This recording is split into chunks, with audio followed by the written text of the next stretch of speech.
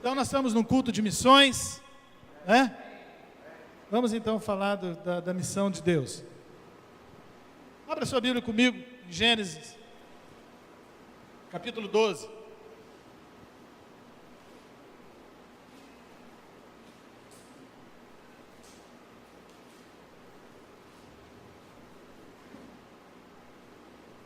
Gênesis não é difícil de achar, né?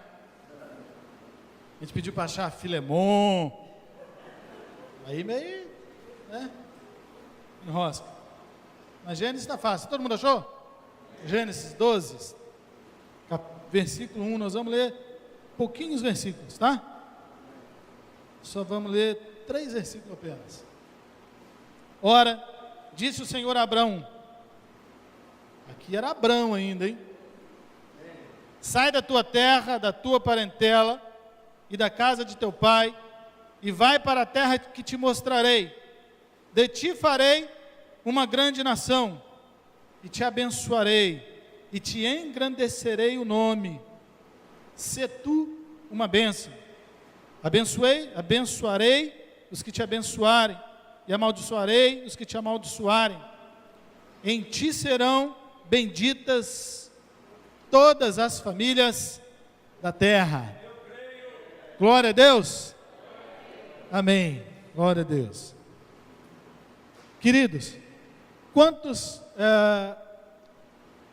estão aqui que são crentes no Senhor Jesus, já tiveram uma experiência pessoal, já aceitaram o Senhor Jesus, já é convertido? Se te perguntarem na rua, falar assim, você tem uma religião? Ou você, o que você crê? E você responde, você já de pronto, não, eu sou crente, né? Você realmente está convicto, você é crente, levante sua mão. Quantos aqueles que estão, vamos dizer assim, se aproximando do Evangelho, né? De repente vem algumas vezes na igreja, está assim, como nós dizíamos antigamente, são amigos do Evangelho. De repente, é porque a esposa é crente, de vez em quando você vem com ela, ou então, de vez em quando você vai numa igreja evangélica, de vez em quando você lê a Bíblia, mas você ainda não é crente mesmo, né? Você está num processo. Levanta a mão assim, deixa eu ver. Quantos realmente, definitivamente, não são nem crentes, né? Olha, não sou crente, não estou no processo, não estou nada, não sou nada. Então todo mundo é crente, né? Só levantou a mão na primeira pergunta. Então, amém, glória a Deus. Então, vamos lá. Todos nós sabemos, então todos nós sabemos, que Deus criou o homem e a mulher, colocou no jardim do Éden, e ali Deus fez de tudo por eles e para eles, né? E estando ali, Deus disse simplesmente para Adão e Eva, olha, fiquem aqui, cuidem dessa terra, né? Vocês vão multiplicar, né? Vocês são fecundos, vocês vão encher a terra, né? Vocês vão vão cuidar de tudo isso aqui, vão ter tudo aí na mão e tal. E aí, todos os animais estão para servir vocês, né? A natureza, né? Então, fique de boa. Olha, só uma coisa, só não coma dessa árvore do bem e do mal, porque o dia que vocês comerem, certamente vocês vão morrer. E nós conhecemos a história, veio e tal, e a mulher pecou, o homem pecou, um botou culpa no outro, o outro botou culpa no um, e jogaram para a serpente, para o diabo, enfim. Aquela proposta inicial do relacionamento de Deus e o homem, de ser um relacionamento muito íntimo, muito próximo, um relacionamento ao qual não tinha bloqueios, não tinha barreira, foi por água abaixo, porque entrou o pecado. Através do pecado agora o homem já não tinha mais acesso a Deus. A Bíblia diz que lá no começo, Deus, toda viração do dia, né? Quando o dia vira noite, aquela tardezinha, aquele entardecer, quando a igreja católica, pelo menos no meu tempo, tocava uma Ave Maria, né? Aquele horáriozinho ali na virada do dia, lá no jardim do Éden, Deus ia estar com o homem, pessoalmente. Mas agora esse relacionamento foi quebrado por causa do pecado. E aí então, a gente observa que em Gênesis capítulo 1 e capítulo 2, não tem pecado, não precisa de missão, não precisa anunciar a Deus, não precisa de reconciliação, não precisa de nada. Porque não tinha entrado o pecado. Mas em Gênesis 3, quando entra o pecado, aí as coisas mudam. Aí o relacionamento de Deus com o homem, ele é manchado, ele é quebrado. E Deus então prepara um concerto. Deus então planeja algo. Deus então fala, como é que eu vou fazer? O homem agora então ele é expulso do Éden, ele vai morar por conta própria, e ele então agora vai ter que trabalhar para se sustentar, vai ter que se envolver em atividades que antes ele não precisava, a terra mesmo gerava seu fruto, tudo vinha do seu tempo, né? E ele não precisava fazer nada. E Deus então, vendo que aquela humanidade agora envolvida com outras atividades e com relacionamento quebrado, porque Deus avisou que esse pecado traria morte, a separação de Deus, e morte é a separação de Deus.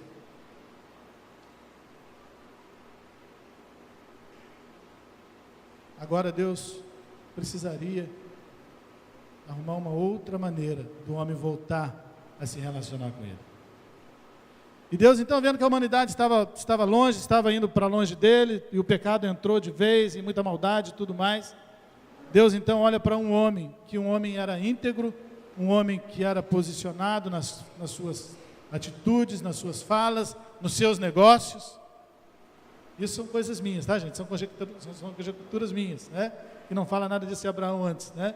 Mas ele vivia numa terra ali, e Deus falou, esse homem aí, eu vou começar um processo com esse homem de restauração da humanidade.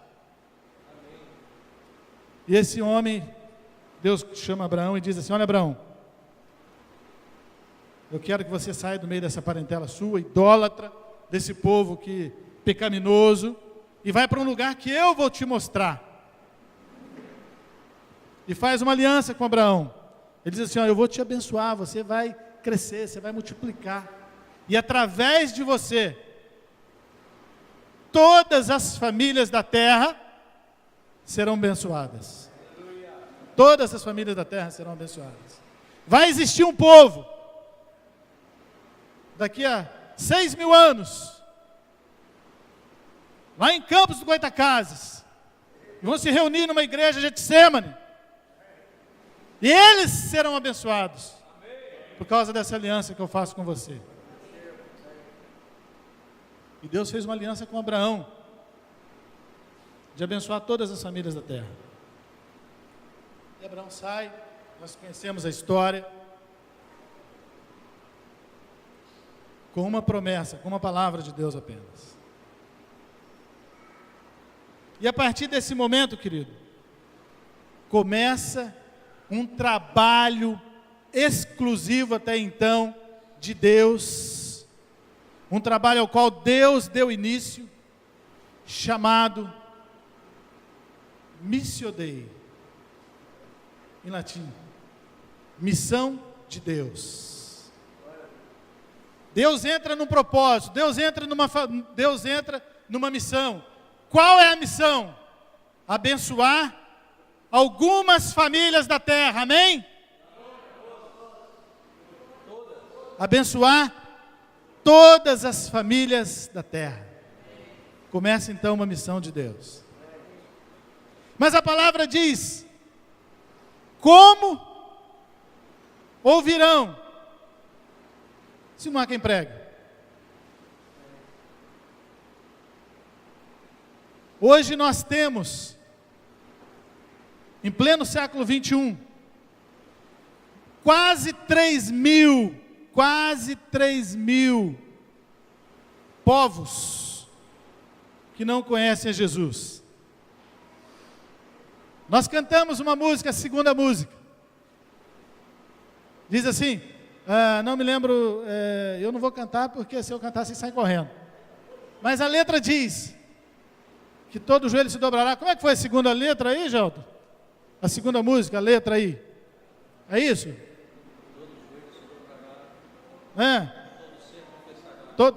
Todo joelho se dobrará, todo ser confessará.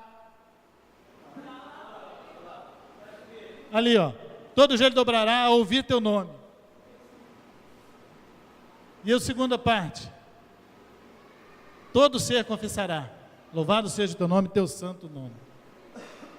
Como é que pode acontecer para que todo ser louve a Deus? Como é que pode, ou o que devemos fazer, ou qual atitude deve ser feita, ou de que maneira isso vai ser possível? que todo joelho se dobrará. Observe que, e é bíblico isso aqui, né? Lá em Filipenses 2,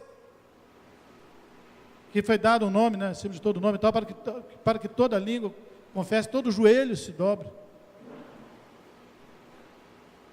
Observe que não é todo joelho nas igrejas evangélicas, todo joelho no Brasil, toda língua confesse. E essa missão que Deus começou com Abraão, que é justamente de abençoar todas as famílias da terra, começou uma história, uma evolução. E nós pegamos o início dessa missão de Deus. Deus começou, é um propósito. Mas Deus também já escreveu o final dessa missão, desse trabalho.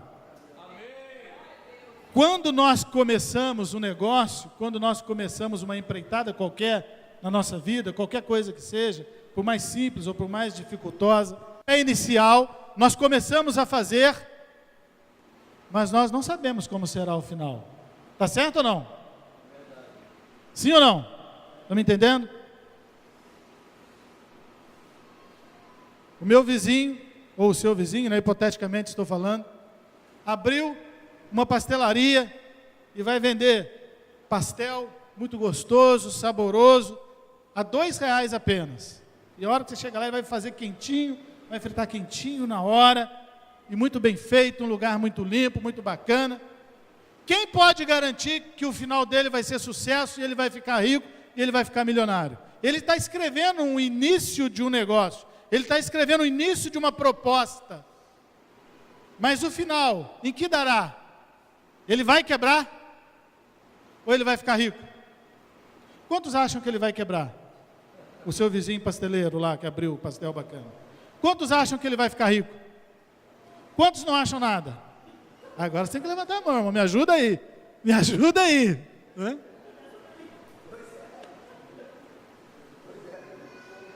Deus começou um trabalho de missão aqui com Abraão,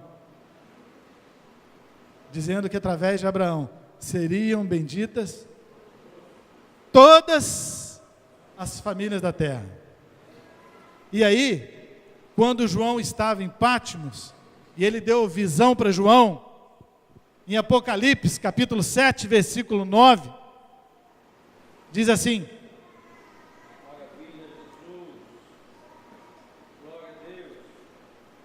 Apocalipse 7, versículo 9. Depois, amém? Acharam? Olha só. Se vocês não me aprovarem aqui na palavra, né? Pelo menos vão gostar de mim, que eu estou pedindo um livro fácil, reparou? Gênesis, Apocalipse, né? Daqui a pouco eu vou pedir Filemão, brincadeira, vamos lá. Apocalipse 7, versículo 9. Amém? Acharam? Depois dessas coisas vi, e eis grande multidão que ninguém podia enumerar, de todas as nações, de todas as tribos, de todos os povos e de todas as línguas, em pé, diante do trono e diante do Cordeiro, vestidos de vestiduras brancas, com palmas nas mãos, e clamavam em grande voz, dizendo: ao nosso Deus, que se assenta no trono, e ao Cordeiro pertence a salvação. Meus queridos, Deus começou uma missão, Deus começou um projeto, e Ele já escreveu o final. No final, quem vai estar lá? Ele disse que, qual a proposta inicial, quando começou tudo isso com Abraão? Todas as famílias da terra seriam abençoadas. E na visão que ele deu para João, quem que estava diante do Cordeiro? Todos os povos, todas as tribos, todas as línguas, todas as etnias estavam diante dele e falando: santo, santo é o Senhor. Toda a honra ao Cordeiro. Agora a minha pergunta para você é: como isso será possível?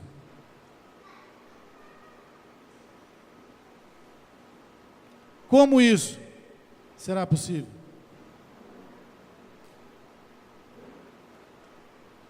Eu gostaria que alguém arriscasse. Alguém pode me ajudar aí? Alguém pode me ajudar? Através de missionários, né? Muito bem, através de missões.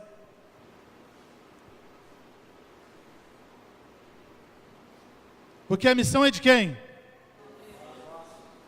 A missão primeiro é de Deus. E se vai ser através de missões? E se vai ser através de missionários? Que missão é essa? Que missões são essas? Onde estão esses missionários que vão ganhar o mundo? Quem arrisca? Quem me ajuda? Me ajuda aí. Quem são os missionários que vão ganhar o mundo? Quem são os missionários que vai poder viabilizar que diante do trono, naquele grande dia, esteja povo de toda língua, raça e nação, para adorar o 3.000? Então eu já sei, uma estratégia boa que a gente pode fazer. Cada um de nós aqui vai dar R$100 por mês para o João e a Claudinha, todo mundo, e eles vão correr os 3.000 povos da terra e anunciar, e nós vamos fechar esse assunto e acabou. Que bacana. O que vocês acham? Dá certo? Não dá certo por quê? Eles estão dispostos. Eles dão a vida deles.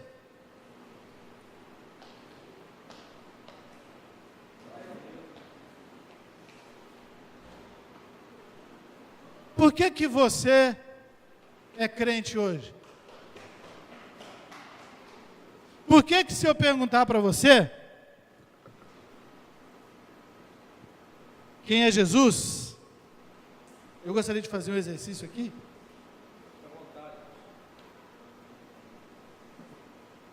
Alguns nomes de Jesus, algumas atribuições de Jesus. Eu gostaria que nós fizéssemos o que a Bíblia fala a respeito de Jesus e que nós podemos falar a respeito de Jesus. Quem é Jesus? Mas eu gostaria que nós fizéssemos isso pelo abecedário. Nós pegássemos cada letra do alfabeto e nós dessemos uma atribuição de Jesus. Ou bíblica ou que estivesse agora no nosso coração. Vamos lá? Eu começo para facilitar. A Bíblia fala que Ele é o alfa, o princípio de todas as coisas. Ainda com a letra A. Ele é o autor da vida. A irmã falou que Ele é amor. Com a letra B, Ele é o bom pastor. Com a letra C, Cordeiro de Deus que tira o pecado do mundo. Com a letra D, Deus Filho. Com a letra E, Emanuel, Deus conosco. Com a letra F, Fiel, Filho do Homem. Ele mesmo se intitulava Filho do Homem, o Filho de Deus. Graça do Pai em favor de nós, homem de dores, intercessor nosso, justo juiz, leão de Judá, maravilhoso, nosso advogado, ômega, o fim de todas as coisas, príncipe da paz, querido das nações, raiz de Davi, rei dos reis, senhor dos senhores, tudo o que necessitamos, unigênito Filho de Deus, verbo, zeloso das coisas do Pai. Por que que nós sabemos de tudo isso, podemos declarar tudo isso, e isso pode encher o nosso coração e nos dar esperança e fazer com que nós, em dias maus, nós possamos levantar e saber, não, eu vou vencer, porque Deus está comigo, porque Jesus pagou um preço na cruz pela minha vida, e por mais que estejam difíceis as coisas, isso vai passar, e mesmo que não passe, um dia eu vou estar diante do meu amado, eu vou estar diante de Jesus, e isso traz alento ao nosso coração. Por que que nós temos direito a isso? E aquela tribo indígena lá no Amazonas, não pode ter esse mesmo direito.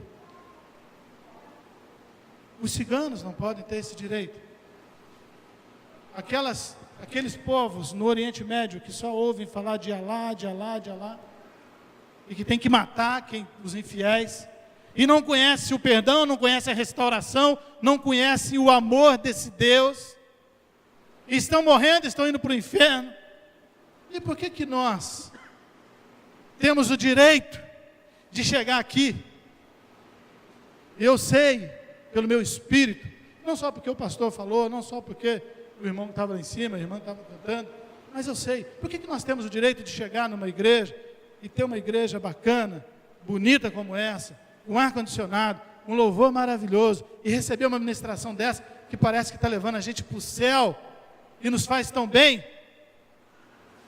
E aquele que não conhece Jesus, não tem esse direito. Por que nós temos o direito e eles não? Por que nós podemos receber tudo isso de Deus e eles não receberem nada? A minha pergunta é: nós temos direito de fazer isso com eles? Nós temos direito de omitir que Jesus é a esperança e é tudo aquilo que nós falamos? Nós pegamos de A a Z e falamos dos atributos de Jesus? Nós temos direito de ficar isso só para nós? De nós irmos para as nossas casas, ficarmos nas nossas igrejas, chegarmos aqui, né, temos comunhão e recebemos uma palavra boa, um abraço gostoso, e recebemos uma condução de louvor maravilhosa para entrarmos na presença de Deus? E reino de Deus é o quê? É só isso? Me desculpe se você é grosseiro, mas para que fique bem entendido entre nós. Não é nada pessoal, mas é uma questão de postura da atual igreja brasileira, infelizmente. Nós estamos, querido, muitas vezes, apenas nos engordando com a palavra de Deus. Nós recebemos, e recebemos, e recebemos, e damos o quê?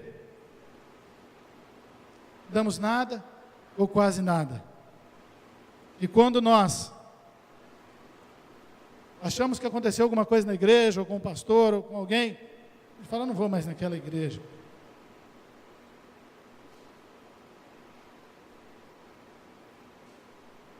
Quando nós chegamos, ao invés de nós entrarmos com o espírito já de adoração, de louvor, muitas vezes é preciso que a equipe de louvor se esforce, se empenhe, para que você consiga ser conduzido para adorar a Deus e para receber algo maravilhoso, porque quando nós damos, aí é que nós recebemos. Nós damos o nosso louvor, nós damos a nossa gratidão e Deus nos abençoa. Quem já ouviu falar dos moravianos? Moravianos, levanta a mão, senhor. Quase ninguém, né? Glória a Deus, que bom. Uma igreja moraviana, não sei se é no leste europeu, né, ali próximo da Ásia. Uma igreja orou ininterruptamente por 100 anos para vir um avivamento de Deus. No final da igreja, no auge da igreja, para cada 3 membros da igreja, um era missionário. 3 membros, um é missionário. E missionário que ia embora, que ia. E eles entenderam tanto a proposta de Deus de abençoar todas as famílias da terra, que eles largavam tudo que tinham. E eles iam. E muitos deles, sabe como iam embora? Iam carregando a sua trouxinha de roupa e um caixão, porque não tinham mais volta.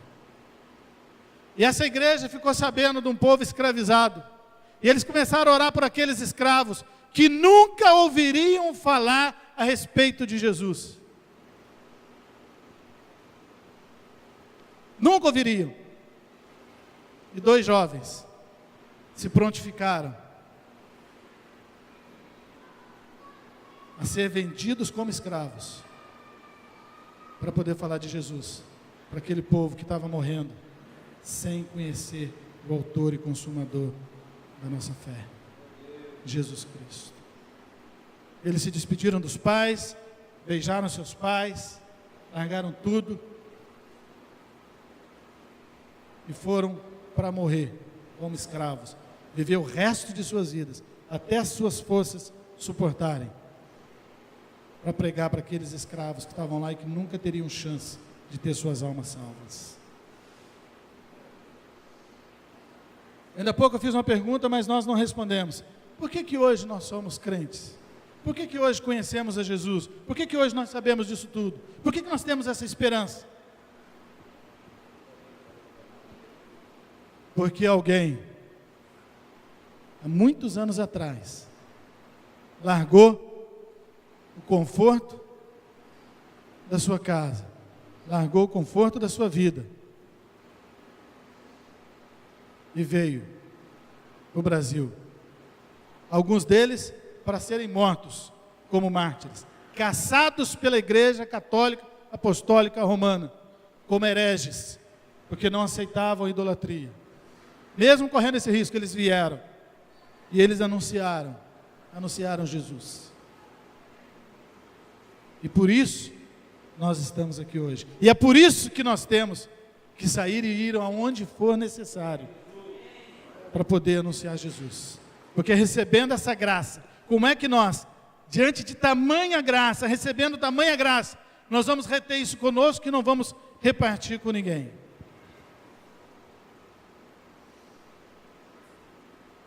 Um dos maiores enganos, eu quero fazer uma revelação para você, eu gostaria que você prestasse bastante atenção, nós estamos caminhando para o fim. Um dos maiores enganos que ocupa e povoa a nossa mente é de que amanhã vai ser tudo diferente.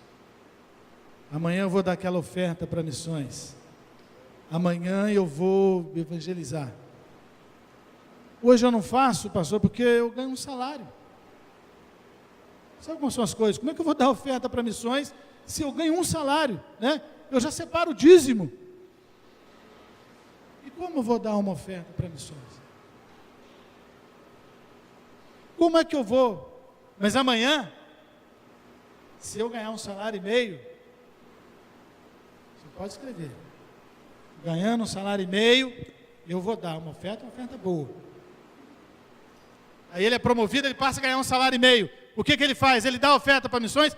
Levanta a mão, quantos você acha que ele vai dar?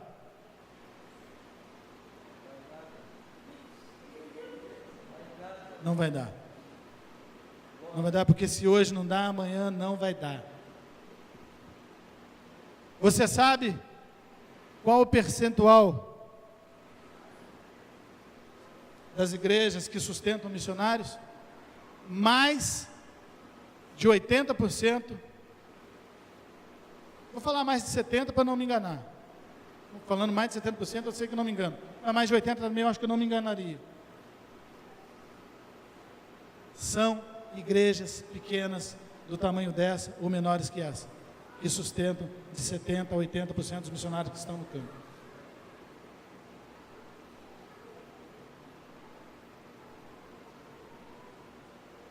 Me aproximei de um grande empresário para falar de missões com ele. Ele falou: olha, eu não dou missões porque eu não dou dinheiro para missões, não dou oferta, porque eu não conheço uma instituição séria, um trabalho sério em que eu possa apoiar. Porque se eu conhecesse, eu daria. Não faço porque já dei no passado, né, já fiz oferta na Donep, dei não sei quanto, tal. Em 1900, não sei quantos, quase 30 anos, dei uma oferta na Donep. Mas eu não conheço trabalho sério, senão eu ofertaria. Eu falei, tudo bem. Saí dali, umas 2 semanas depois, pastor Igor Shimura, que é o nosso líder nacional da missão Amigos dos Ciganos, ele me passou um WhatsApp, ele falando assim: pastor, me ajuda a orar, porque a gente acha parceiros. A missão dos ciganos em Goiás ganhou um galpão, e para ter condições de fazer o trabalho e tudo mais, ganhamos na Assembleia de Deus. Nós precisamos de R$6.000 para fazer a reforma do galpão, para começar a atender, para poder atender as crianças, o trabalho que a gente faz, fazer os cultos. R$6.000. E esse empresário, ele havia comentado comigo que, além dele não fazer isso, ele estava muito feliz também que ele ia casar a última filha. E só os móveis para o enfeite do ambiente foram alugados por R$60.000. Apenas os móveis para enfeitar o ambiente no dia do casamento. Mais de R$60.000 os móveis. Depois uma pessoa próxima dele me disse que ele gastou quase R$1 milhão no casamento da filha. Quando ele me disse que os móveis eram R$60.000, ele não dava oferta, porque ele não conhecia nenhuma missão séria. Eu falei, epa, olha aí, juntou o queijo e a faca. Um homem de Deus desse, com um coração desse tamanho, né, assim, crente, né, com um bolso desse tamanho, nem coração, mas um bolso desse tamanho, ele vai pegar essa fichinha para ele. R$6.000 para ele, R$100 para mim, é a mesma coisa. Aí eu mandei o projeto para ele. Peguei o e-mail dele, passei, tudo explicado e tal, a proposta. Não veio resposta.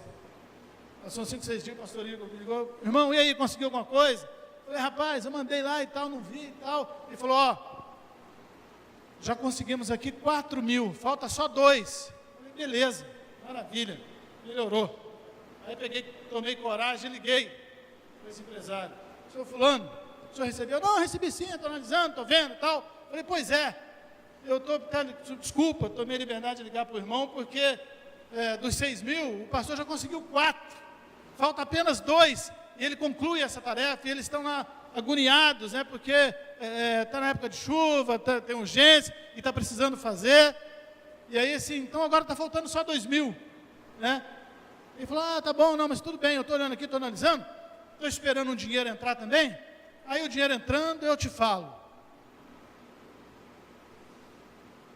Pergunta para mim se falou. É hoje. Então, querido, a missão é de Deus. Primeiro ponto. Segundo ponto. Deus poderia e pode fazer assim, para completar essa missão e fazer teu nome conhecido em toda a face da terra. Mas Ele preferiu contar com a igreja, contar comigo e contar com você.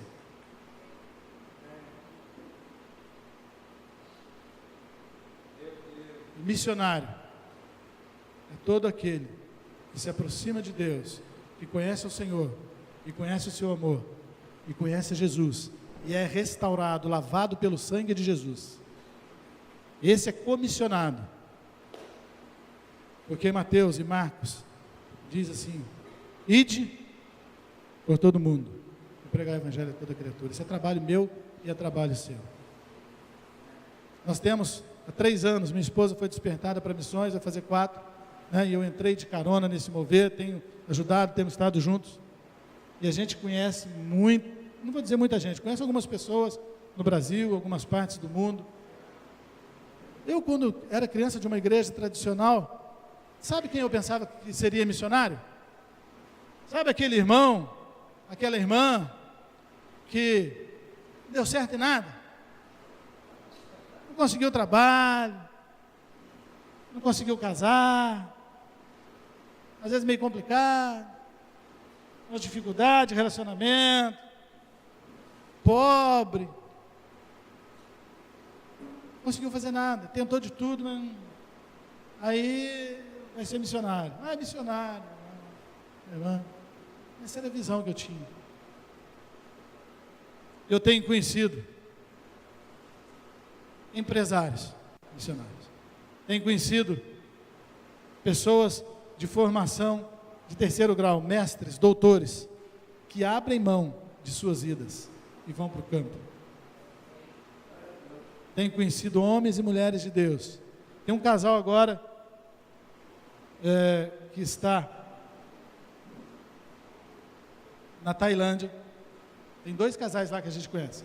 O primeiro casal que foi, ele é formado em comércio exterior, a esposa dele era modelo.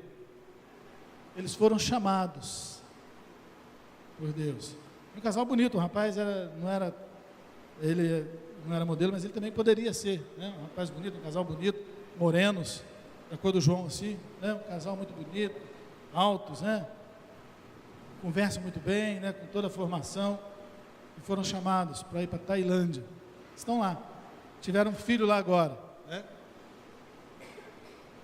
Outro casal que foi para lá também, não na mesma área, o pastor conheceu, ela deu aula para nós, Daniela, uma pessoa capacitadíssima, uma mulher de Deus. O marido dela também capacitadíssimo, Saulo.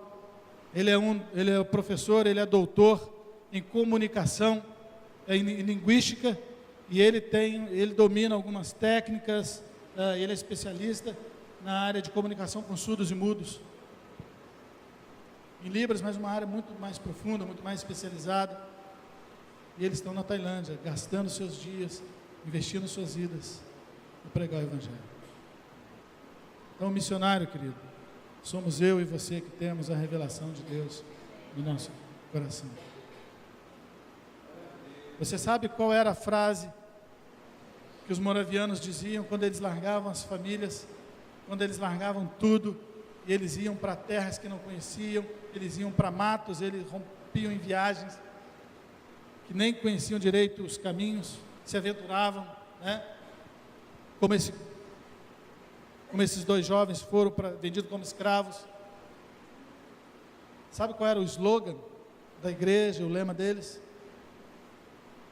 Para que o Cordeiro receba toda a honra. Aleluia.